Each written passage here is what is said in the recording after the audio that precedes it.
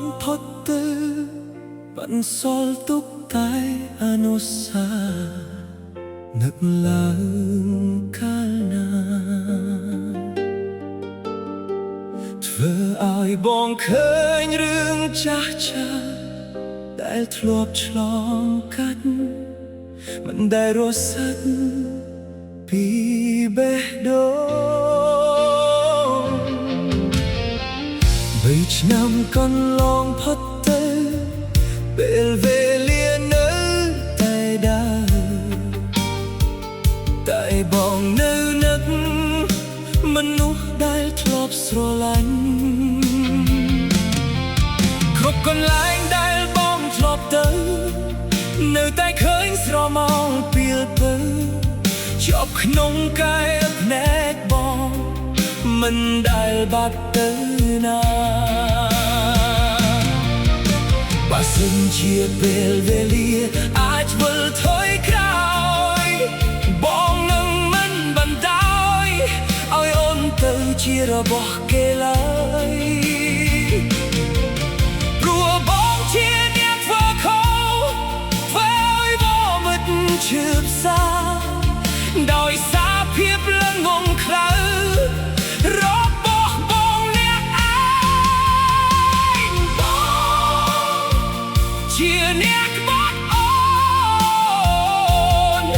ថ្ងៃនេះគេក្បត់បងវិញបង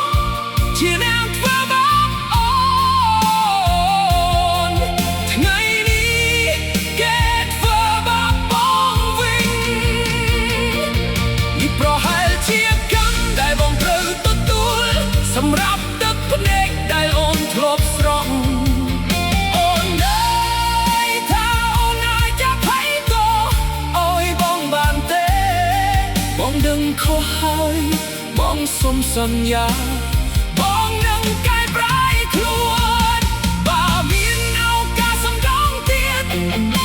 បងនឹងស្រឡាញ់អូនអស់មួយជីវិត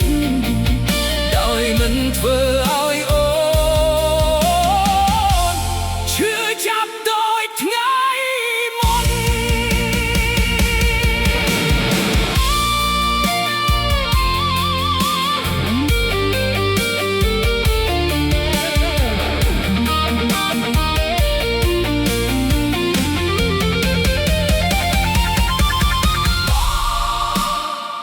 ជាអ្នកបាត់អូ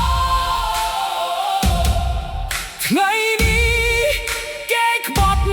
បងវិញ